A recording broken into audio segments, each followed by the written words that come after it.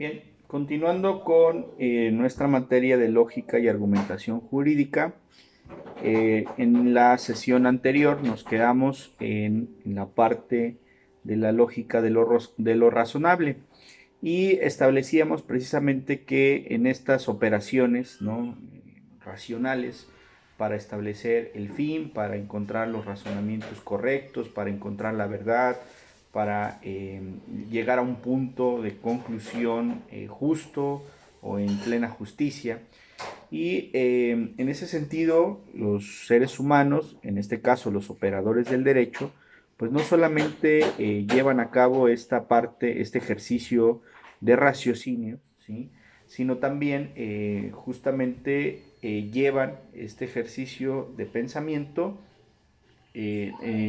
llevan a cabo esta aplicación de todos los conocimientos que han adquirido a través del tiempo, es decir, todo esto que nosotros aprendemos diariamente, que aprendemos en las facultades de derecho en nuestro caso, en las maestrías, en los posgrados que tomamos, en los doctorados, en los diplomados, en toda esta capacitación, en estos cursos que nosotros nos actualizamos y nos formamos. En ese sentido, este ejercicio razonable para llevarlo a cabo en sentencias, en legislación, en decretos o en todo aquel ejercicio que nosotros llevamos a cabo como servidores públicos en cualquiera de los tres órdenes de gobierno o como litigantes, ¿no?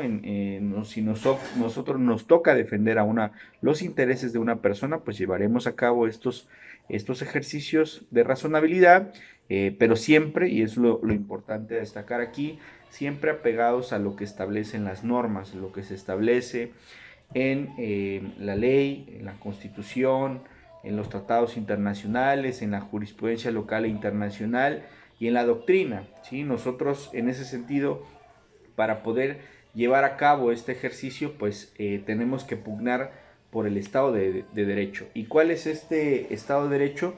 Pues justamente en donde se respeta la norma, en donde se respeta justamente este sistema jurídico, en este caso mexicano, ¿no? Entonces, siempre tomar en cuenta que estos ejercicios que nosotros vamos a hacer en cualquier ámbito como abogados, va a siempre llevar estos elementos pues que lo lleven a cabo, ¿no?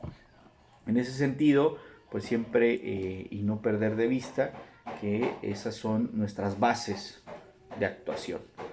En el momento mismo en que nosotros actuemos de una forma distinta a lo que se establece en la norma, en ese momento pues nosotros estaríamos atentando contra el Estado de Derecho, y eso en ese sentido pues no podríamos llevarlo a cabo, ¿no?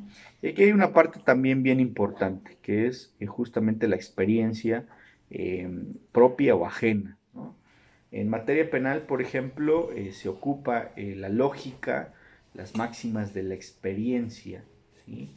Así está establecido y así lo ocupan los jueces. ¿Y qué significa esto? Pues justamente esos conocimientos que se han adquirido no necesariamente a través de lo académico, a través del conocimiento, a través de las universidades, sino también hay experiencias propias o ajenas que llegan a nuestra mente como conocimiento y que lo vamos a ocupar justamente para poder dirimir o poder resolver la controversia que se nos está presentando.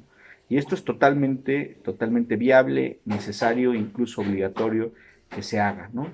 Entonces está interesante el punto, porque diríamos, oiga, profe, y entonces una persona que no tiene una cierta edad, eh, pues no podría poder ocupar esto que hablamos de la experiencia.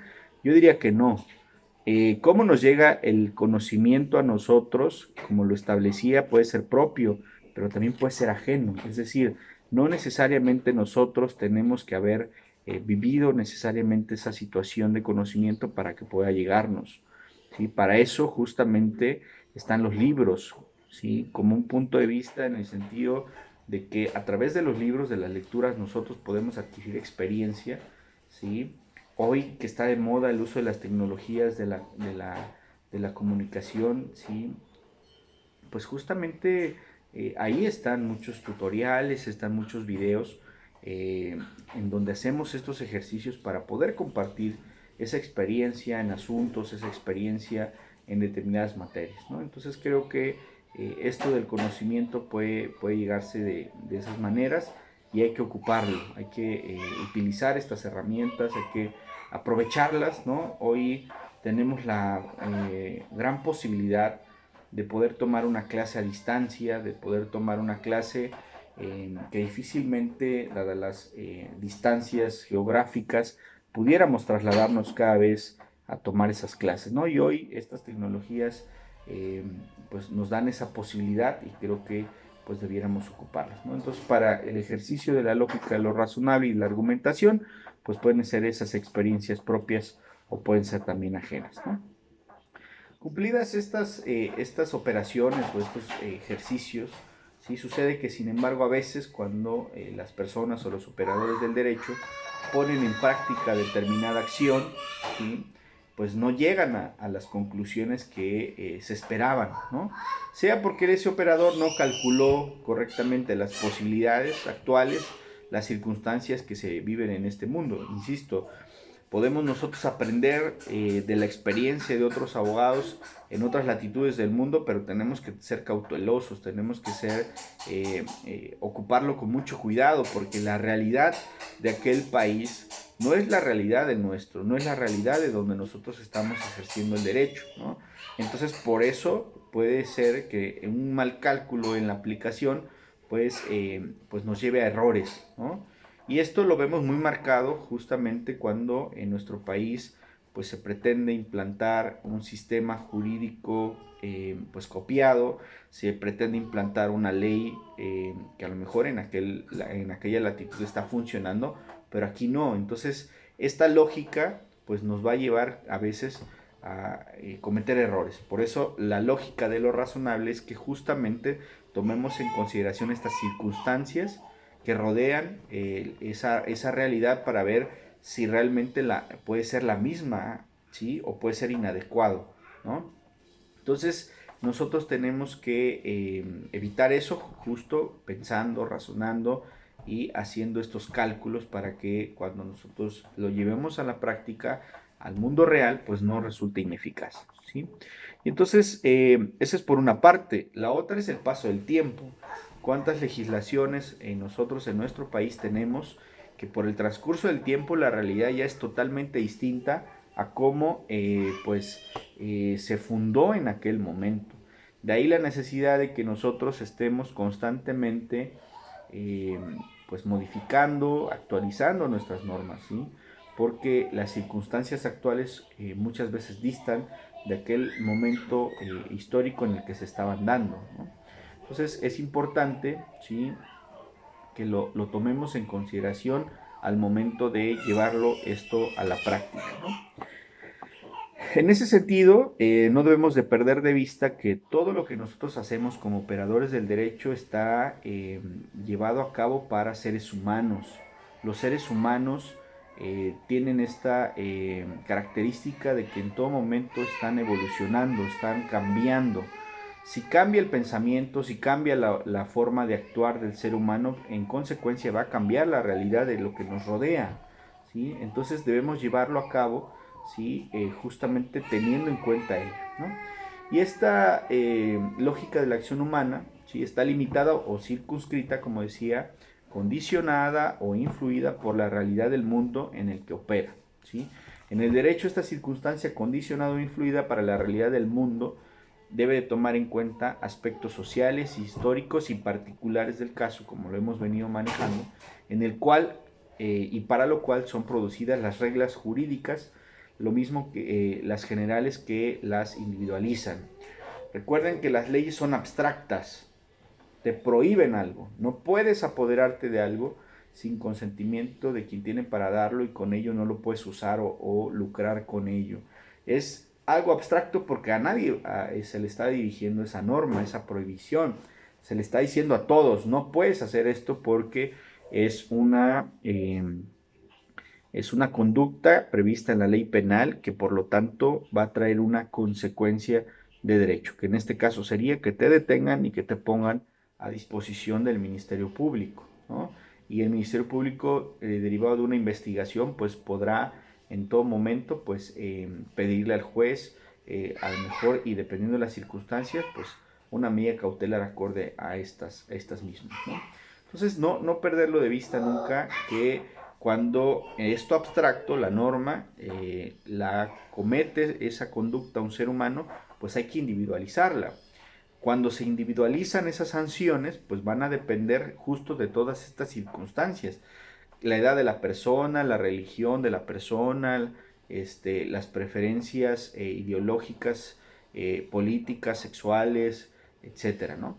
Entonces, por eso se individualiza, porque no le puedes poner la misma pena, ¿sí? A una persona que es la primera vez que comete un delito, a una que justamente ya trae una reincidencia, que trae un modo habitual, ¿sí?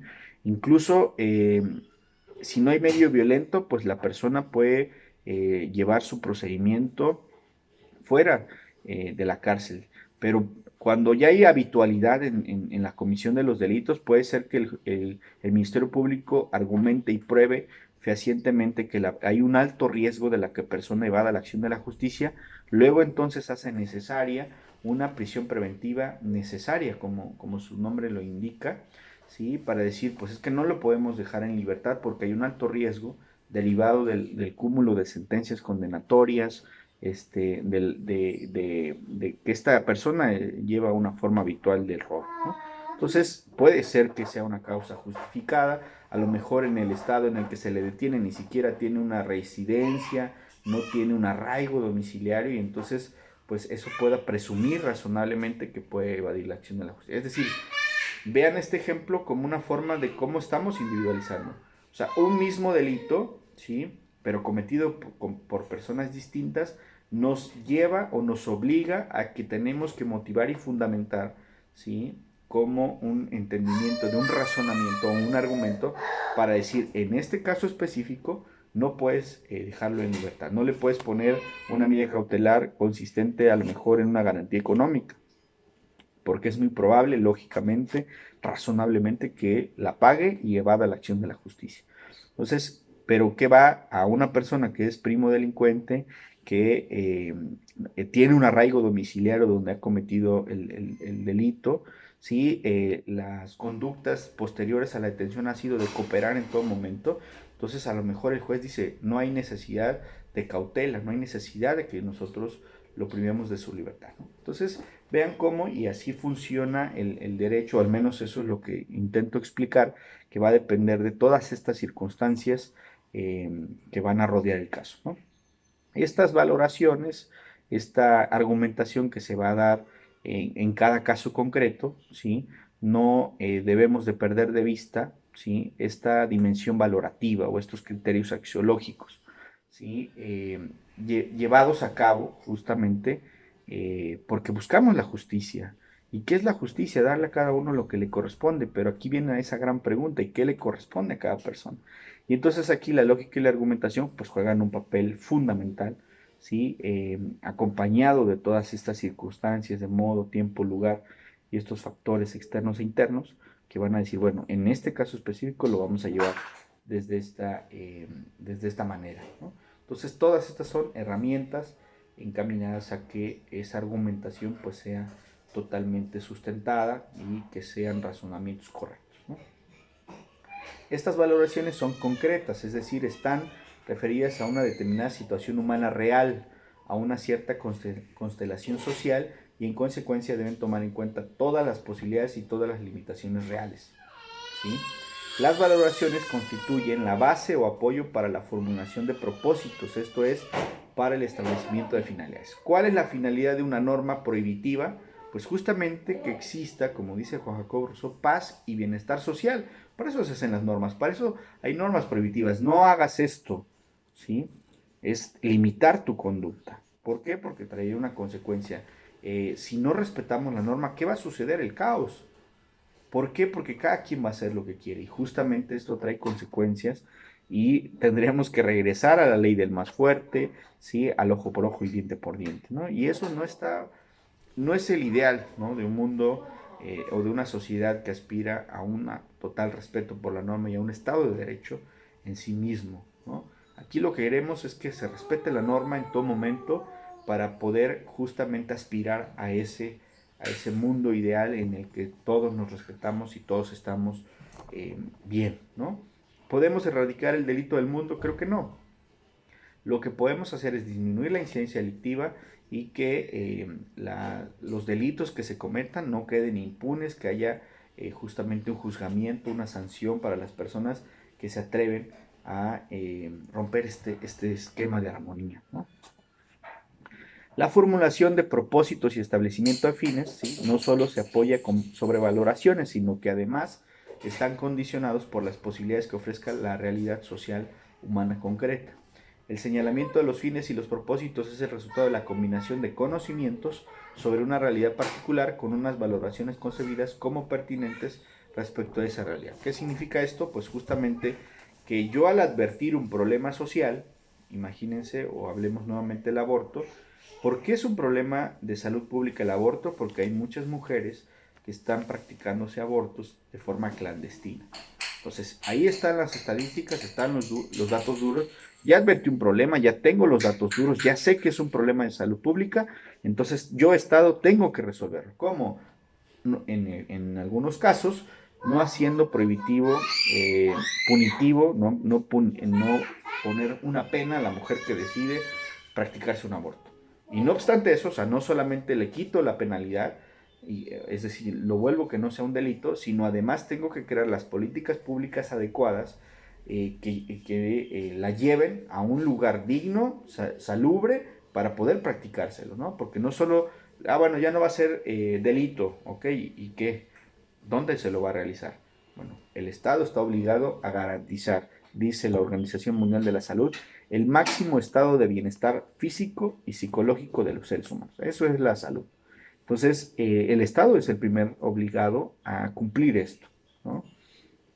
Y vean por qué lo que se decía, dependiendo de la realidad social. A lo mejor en otro continente, a lo mejor en otro país, es una realidad ya superada, ¿sí? Donde ya están discutiendo otras cosas, la fecundación in vitro, por ejemplo, y ya no temas como este, ¿no? Pero bueno, esa es la realidad social en nuestro país, entonces tenemos que abordarla justamente con estas herramientas. En consecuencia, la lógica de lo razonable está regida por razones de congruencia o adecuación entre la realidad social y los valores. ¿Por qué los valores? ¿Por qué se mencionan tanto estos valores? Porque a lo mejor para nuestra sociedad, ¿sí? Cuidar, por ejemplo, a nuestros enfermos, cuidar a nuestros padres es una obligación, ¿sí? Que nosotros hemos tomado como propia y le damos un valor, ¿sí? Un valor ético, moral, ¿sí? Y podemos nosotros desprender o separar así taxativamente la moral, la ética del derecho. Yo creo que no. Esa es mi opinión. Creo que son totalmente entrelazadas unas con otras. ¿Sí? Sé que hay posturas en contra de esto, pero finalmente la argumentación nos lleva a tomar una postura y ser críticos. Y yo creo que el pensar o sentir que está bien o mal algo, ¿sí?, le podemos dar una connotación de derecho. Es una postura naturalista, ¿cierto?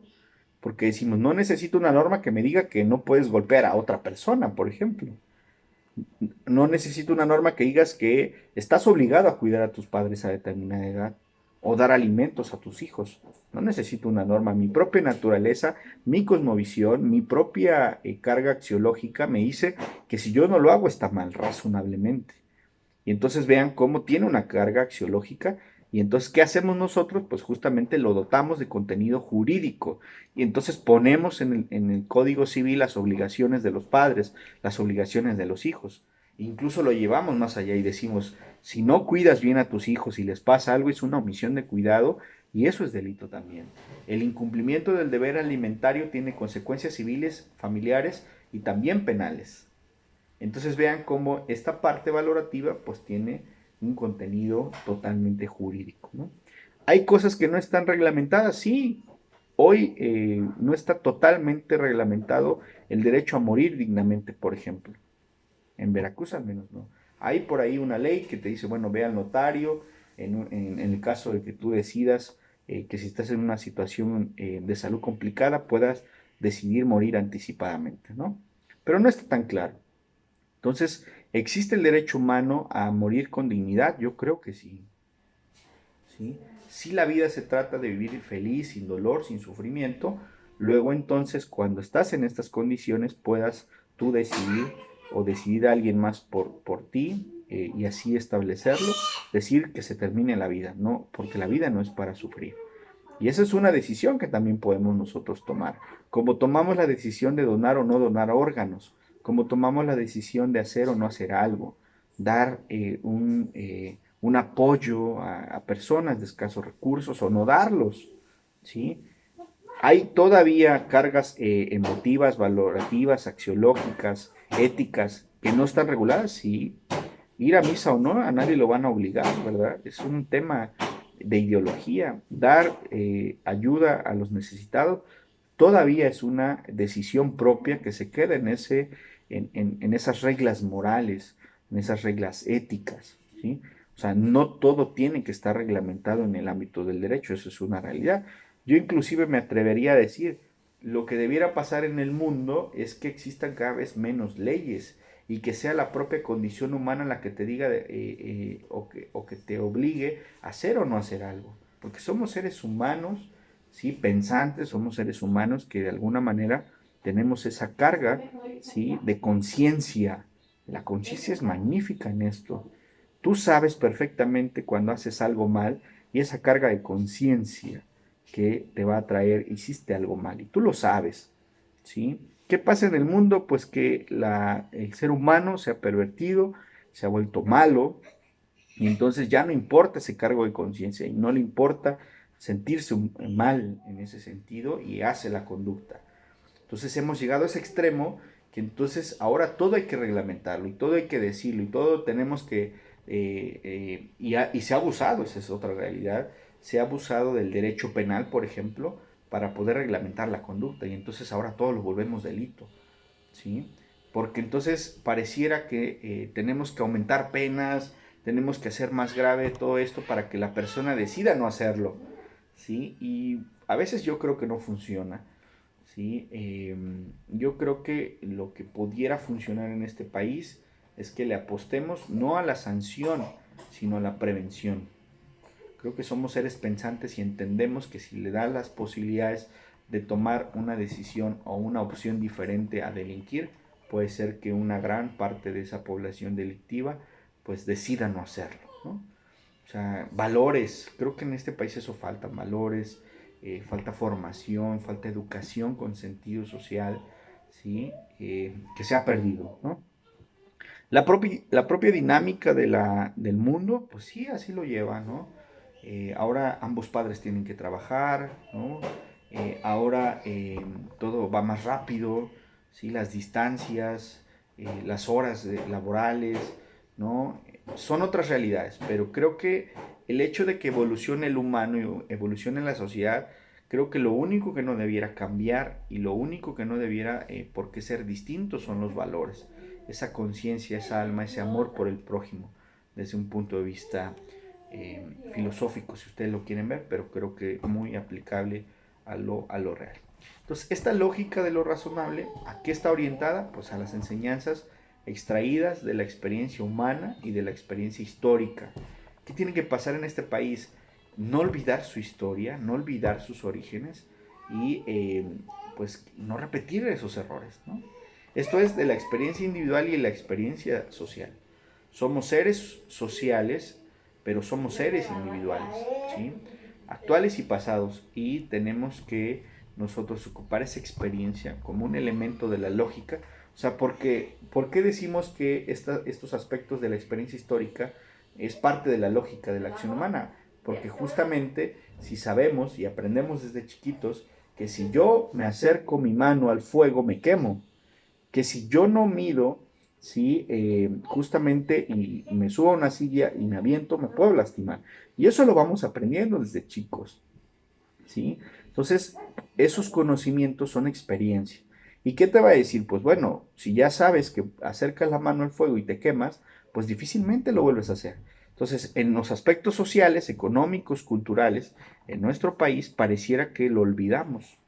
Olvidamos nuestra historia y olvidamos que hemos cometido errores que ya no debiéramos hacerlo, pero pareciera que es una parte de la condición humana volver a hacerlo, ¿no? Y decir, bueno, pues a ti te pasó, pero a mí no me va a pasar. No, la propuesta de la lógica de la acción humana nos dice, no necesariamente tienes que aprenderlo tú directamente, ¿sí? Para poder tener ese conocimiento. Podemos aprender de los demás, podemos aprender de algo exterior a nosotros, ¿sí? La experiencia de un tercero para poder no cometer esos errores, ¿sí? En ese sentido, bajemos esta parte de lo general a lo particular y bueno, ¿hacia dónde lo llevamos todo este conocimiento, esta lógica? Pues justamente a lo que hacemos como abogados. Por ejemplo, el legislador opera con valoraciones sobre tipos de situaciones reales o hipotéticas en términos genéricos, ¿sí? Prohibimos que la persona pueda privar de la vida a otra, ¿sí? No le decimos a quien en general, no puedes privar de la vida a alguien más, no puedes agredir ni física ni psicológicamente algo, por eso decíamos que es abstracto, ¿no? Lo esencial en su obra consiste en los juicios de valor que el legislador adoptó como inspiración, como pauta para su regla. Hoy, ¿sí? La legislación debe ser acorde a la realidad social. Y lamentablemente en muchos estados, en nuestro país, no es así. ¿Sí? Hay muchas cosas que no están regladas, otras están regladas indebidamente, ¿no? Como no es el caso de Veracruz, de otros estados, que aún siguen los delitos de calumnia, por ejemplo, de difamación. O sea, el hablar mal de otra persona, ¿no? Pero lo peor es que cuando hablas mal de otra persona es servidor público y hay una consecuencia de derecho y penal, ¿no? Te meten a la cárcel. Entonces, cuando la libertad de expresión dice actualmente no, una sociedad democrática tiene una base esencialmente donde se respeta la libertad de pensamiento, de expresión, donde yo puedo decir lo que pienso. Obviamente con sus límites. ¿Cuáles son estos límites? El que yo no haga apología al odio, yo no esté incitando a delinquir a las personas, yo no esté haciendo con esta manifestación en la expresión, ¿sí? Actos discriminatorios. Entonces, tomarlos así. Entonces, la sociedad, dependiendo las latitudes, pues van a tener este sentido social que le van a pedir o a exigir a su legislador pues, que lo regule, ¿no? En el caso del juez, el proceso de producción del derecho continúa en la obra del órgano jurisdiccional. Ya está la ley, pasa justamente al legislador, ¿sí? En el cual, en lugar de valorar en términos generales tipos de situaciones, tiene que valorar casos concretos, casos particulares. El juez es en abstracto, el juez en lo particular, ¿sí? Por ello tienen que valorar la prueba, valorar los hechos que se cometieron, planteados, comprendiendo en especial sentido, calificándolos jurídica y juzgando cuál será la regla pertinente, ¿sí? Porque en un juicio, ¿sí? El demandado y el demandante pues van a tener pruebas que van a ir encaminadas a probar algo, un hecho para probar si es inocente o culpable, para probar una relación fáctica, ¿no? Entonces, el juez tiene que ser un ser imparcial, ¿sí? He escrito un artículo, ¿sí? Del papel o el rol del juez en materia de derechos humanos. ¿Qué planteo yo en este artículo? Pues justamente eso, que un juez no puede ser cualquier persona. Tiene que tener características específicas, formación, ¿sí? En eso, en la objetividad, en la imparcialidad, en la argumentación, ¿sí? En los conocimientos de la historia, en el conocimiento del presente, del futuro, ¿sí? Poder prever que con esta sentencia puede cambiar una realidad, ¿sí? Social, ¿no? En ese sentido. Entonces, todo esto, todo lo anterior, nos lleva a una lógica en el derecho, ¿sí? Porque anteriormente se pensaba en la función jurisdiccional solamente consistía en forma exclusiva en hacer silogismos formales. A más B, entonces C, lo que les he dicho, ¿no? A quien prive de la vida a otro ser humano cometerá el delito de homicidio y se le impondrá esta sanción privativa de libertad. Eso sería un silogismo. Pero aquí valdría la pena decir, bueno, ¿y si fue legítima defensa? O sea, sí lo privó de la vida, pero fue legítima defensa. Entonces no puede ser sancionable en el derecho penal. Entonces, por eso no podemos hacer solo silogismos, ¿sí? Premisa mayor, premisa menor y conclusión. A quien cometa esta privación de la vida de otra persona, cometerá el delito de homicidio y se le impondrá, conclusión, tantos años de prisión. No, espérate, no podemos hacerlo así, ¿sí? Tenemos que llevar a cabo estos análisis particulares. Ah, bueno, sí lo hizo, pero en legítima defensa. Y entonces cambia totalmente la realidad. Y la conclusión o el fallo emitido por el juzgador, que pasaba a convertirse en una especie de autómata, o sea, como les decía en la sesión anterior, no vamos a, es mi punto de vista, claro está, no estoy diciendo que no lleguemos a un momento de la historia del ser humano allá, pero no sería suficiente meter los hechos a una computadora, a una aplicación y que en automático o de forma mecánica me diga la respuesta, la resolución, la sentencia. Porque todas estas aristas o todos estos elementos, pues la máquina no los va a entender. O sea, la máquina no va a entender que a lo mejor fue estado de necesidad o a lo mejor fue en legítima defensa, ¿sí? O en tema de ponderación, proteger un bien en el caso específico, ¿sí? Entonces creo que nosotros tenemos que llevar a cabo todos estos elementos y cómo argumentando, ¿no? Pasar de la lógica, ¿sí? Ocupar la lógica como primer elemento para poder plasmarlo en un documento o poder expresarlo oralmente. Entonces un buen abogado y máximo un juez debe saber cuándo es adecuado o incluso necesario ofrecer razones para sostener sus argumentos. O sea, no basta que diga, pues yo soy el juez y esto es así. No, porque eso sería un argumento de autoridad. O sea, no puede ser. Eso es una falacia, dice Manuel Atienza. Lo que tú tienes que hacer como juez, como abogado, es construir y evaluar una situación real y dar argumentos. Para ello necesitas al menos 3 elementos indispensables en la argumentación. Conocimiento, pues para eso se requiere como requisito esencial ser abogado para ser juez, ¿no? Disposición, bueno, pues no basta que seas, ¿sí? Un licenciado en Derecho, tienes que tener disposición para poder enfrentarte a estos problemas, a expedientes enormes, ¿sí? A audiencias ahora orales por muchas horas y poder resolver una situación en concreto y una habilidad, ¿sí? Esa es una habilidad que se tiene que traer o desarrollar, como sea.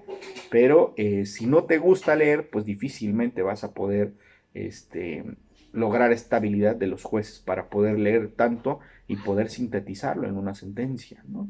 Entonces, estas habilidades pueden ser organizar, ¿sí? Una discusión, apoyar con razones, o sea, decir, a ver, la ley es muy clara y dice esta hipótesis. Bueno, pero hay que dar razones para poder llegar a esa conclusión y por eso vemos sentencias que son de 20, 30, 50, 100, 200 páginas. Está dando razones, ¿sí?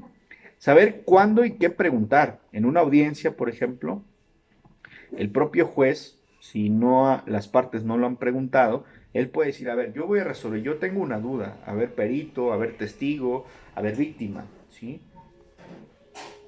¿Qué, qué pasó en realidad tal día, tal hora, específicamente en este momento, ¿no? Para poder clarificar los hechos, ¿sí? O clarificar el discurso. Si está orando en cuanto al abogado defensor y está haciendo un argumento oral, a lo mejor el juez no entiende qué está pidiendo, entonces puede pedirle, a ver, abogado, no entiendo lo que me está pidiendo, ¿sí? Ya no me sobreargumente, quiero específicamente qué está solicitando, ¿no? Entonces, tomar en cuenta también el contexto de la discusión, saber si estamos en una audiencia en materia penal, en una audiencia de control, en una audiencia de medida cautelar, estamos en una revisión de medida cautelar, estamos en el tema de la vinculación a proceso, estamos en una intermedia, estamos en juicio, ¿sí? Estamos en la individualización de la sanción. O sea, hay que tener claro en qué contexto está nuestra discusión. No es lo mismo hablar sobre la medida cautelar que hablar sobre la probable o la plena responsabilidad. Son cosas totalmente distintas. Cuando debatimos la medida cautelar, simplemente estamos diciendo si es necesario tenerlo en prisión preventiva, por ejemplo, o no. Aquí no tiene nada que ver en lo absoluto si en ese caso argumentar, es que es inocente, no, espérate. Eso lo vamos a discutir en otra etapa. Aquí solamente estamos diciendo que durante lo que pasa, ¿sí? El proceso el que se desarrolle va a estar en prisión o no en prisión. Entonces, tener el contexto bien de la discusión. Y reconocer la estructura de un argumento. ¿Cómo se estructura un argumento? Pues primero el juez tiene que decir, bueno, yo soy un juez competente, ¿sí? Porque soy un juez penal. Y soy un juez penal de este distrito judicial, ¿sí? Tengo mi nombramiento y los hechos sucedieron en este distrito. Entonces hay que estructurarlo. Primero decir que eres competente, ¿qué tal que no eres competente? Entonces la estructura del argumento pues sería equivocado, ¿no? Saber cuándo la evidencia es insuficiente. En materia penal, prueba insuficiente, dudas razonables, absolución, ¿sí? Y entonces el juez no es el que está mal, sino en el caso de que el Ministerio Público no logró demostrar plenamente la comisión del hecho y la probable responsabilidad, pues entonces no van a vincular a proceso. Entonces, tener claro eso, las cargas procesales y buscar alternativas, ¿no? En todo momento, el fin último de todo esto es la justicia. Y entonces, bueno, y yo ahí tengo un punto de vista muy particular, las pruebas para mejor proveer. Yo estoy convencido que esta parte debería permear todas las materias. Finalmente alguien va a tomar una decisión y si ninguno de los dos litigantes ha demostrado, ¿sí? Su teoría del caso, por ejemplo en materia penal, pues no estaría mal, ¿sí? Que el juez diga, bueno, a ver, es que en ninguno de los dos peritajes a mí me queda claro un punto, entonces yo quiero tenerlo claro, entonces voy a dictar esta medida para mejor proveer, ¿no? Entonces, porque no se trata de justicia formal, creo yo, de lo que se demuestra en el expediente, de la verdad del expediente, no. Lo que se busca es la verdad histórica de los hechos. ¿Qué realmente sucedió? Para poder dictar una sentencia justa, ¿sí? En materia, y bueno, hay materias como la familiar, que bueno, incluso de forma oficiosa o en suplencia de la queja se tiene que hacer, pero por eso yo creo que es en todas las materias, todos los seres humanos somos iguales. No tendrían por qué ser, algunos casos sí, algunos casos no. Creo que los seres humanos todos son iguales ante la ley y debieran tener justicia en ese mismo sentido, ¿sí? En ese sentido de una justicia plena, total, ¿sí? En la que verdaderamente se advierta, ¿sí? Este fin último que es darle a cada uno lo que le corresponde, ¿no? Desde un punto de vista de el derecho, ¿no? Y por empezar estos argumentos, ¿no? Que tenemos en la argumentación, por ejemplo, pues que no quede en un argumento de autoridad, como lo decía hace un momento. Yo soy el juez y entonces es por eso que dicto esta sentencia. No, no puede ser así. Así puede ser el magistrado, así puede ser el ministro. No está permitido en el derecho hacerlo así. Tienes que dar razones suficientes, tienes que dar argumentos a través de razonamientos lógicos jurídicos y con base en pruebas plenas para poder dictar una sentencia condenatoria o absolutoria, ¿no? O sea, a través de los argumentos, a través de la lógica en todo caso, ¿no? Muy bien, muy bien.